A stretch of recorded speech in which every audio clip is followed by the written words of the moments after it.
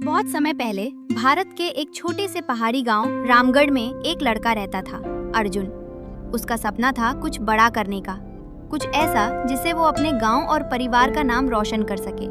अर्जुन के पिता हरिदत्त गांव के सबसे पुराने पुस्तकालय के रखवाले थे। उस पुस्तकालय में सदियों पुरानी किताबें, पांडुलिपियां और नक्शे रखे थे। अर्जुन जब भी खाली होता वो किताबों में डूब जाता। एक दिन उसे एक फटी पुरानी किताब में एक रहस्यमय नक्शा मिला। नक्शे में एक पहाड़ी, एक नदी, एक सूखा पीपल का पेड़ और स्वर्ण गुफा का जिक्र था। नीचे लिखा था, जहाँ 3 परछाइयाँ एक साथ मिले वहीं से खजाने का मार्ग खुले। अर्जुन ने नक्शे को ध्यान से देखा। उसे यकीन था कि ये कोई कल्पना नहीं बल्कि सचमुच के खजाने का रास्ता है। अर्जुन ने अपने सबसे अच्छे दोस्त बलराम को नक्शा दिखाया। दोनों ने फैसला किया कि वे इस रहस्य की तह तक जाएंगे। उन्होंने जरूरी सामान जुटाया, खाना, रस्सी, मशाल, पानी और एक छोटी कुल्हाड़ी। अगली सुबह सूरज निकलते ही वे निकल पड़े। पहाड़ी रास्ते, घने जंगल और झरनों को पार करते हुए वे 3 परछाइयों वाली जगह पहुंचे। एक ऐसी घाटी जहां सुबह ठीक 9 बजे 3 पेड़ों की परछाई एक ही जगह पड़ती थी। ठीक वहीं जमीन पर एक पत्थर का चिन्ह बना हुआ था। उन्होंने वहां खुदाई शुरू की और कुछ ही देर में उन्हें एक गुप्त सीढ़ियां दिखी जो जमीन के नीचे जाती थी। सीढ़ियां बहुत संकरी थीं और अंधेरा गहरा होता जा रहा था। मशाल जलाकर वे नीचे उतरते गए।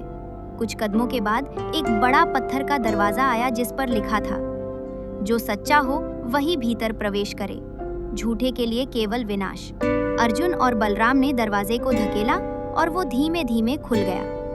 अंदर का दृश्य देखने लायक था। दीवारों पर प्राचीन चित्र, मूर्तियां और संस्कृत श्लोक खुदे हुए थे। लेकिन आगे बढ़ते ही उन्हें कई फंदे और पहेलियां मिली। पहली पहेली थी, ऐसा क्या है जो तुम्हारा होते हुए भी दूसरों से पहले उन्हें दिखता है? बलराम ने सोचा और बोला, चेहरा। दरवाजा अपने आप खुल गया। हर दरवाजे के पीछे एक नई चुनौती थी। कहीं सांपों का कुआं, कहीं जहरीली गैस, तो कहीं भ्रम का दर्पण। एक कक्ष में उन्हें एक बूढ़ा साधु मिला जो शायद सदियों से वहीं रह रहा था। उसने कहा, खजाना हर किसी को नहीं मिलता, इसके लिए आत्मबल, धैर्य और निस्वार्थता चाहिए। अर्जुन ने विनम्रता से उत्तर दिया, मैं ये खजाना अपने लिए नहीं, अपने गांव के विकास के लिए चाहता हूँ। साधु मुस्कुराया और बोला, यदि नीयत साफ है तो रास्ता खुद ब खुद खुल जाएगा।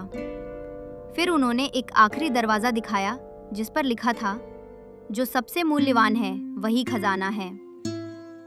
अर्जुन और बलराम ने दरवाजा खोला और सामने केवल एक शीशा था। दोनों हैरान रह गए। साधु की आवाज आई, खजाना तुम्हारे सामने है, तुम स्वयं। तुम्हारी नीयत, मेहनत और विश्वास सबसे बड़ा खजाना है।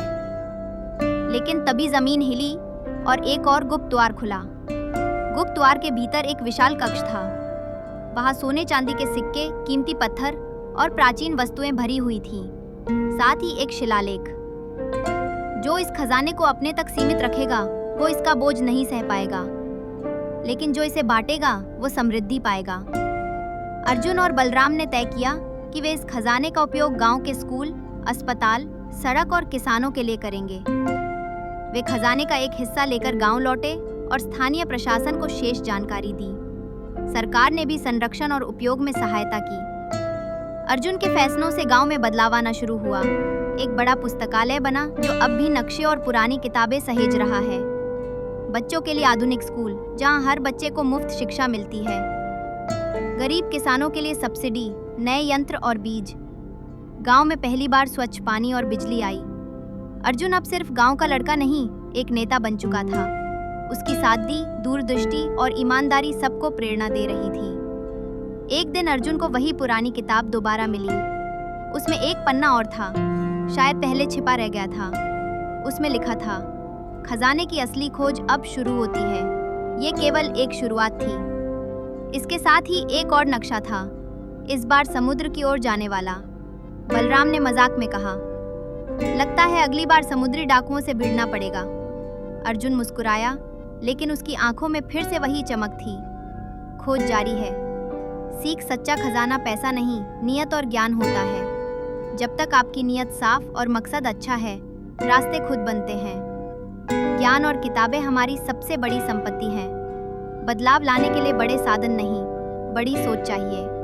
यदि आप दूसरों के लिए सोचें तो पूरी कायनात आपकी मदद करती है।